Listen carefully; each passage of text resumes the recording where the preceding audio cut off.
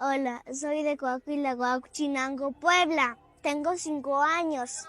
Mi nombre es María Esperanza Velázquez Islas. Mi escuela es La Xochicalco. Voy a decir mi poesía. Amo Chicago, mamiki, intumasaguaclatul, tumasaguaclatul, y el cual si camanche xochic, clen mumalguia. Yolicte cuan yolicte opectica mutencagua. Tlato no colsingua, guaniclato no tlalticpac, amo Chicago, mamutencagua, muchipa mayultu ipan muclacayu, tlanuchipa mati mumasagualunuzaca. Amo queman polewis, intumasaguaclato niquilis, amo Chicago, mamulcagua, tlasucamatezi.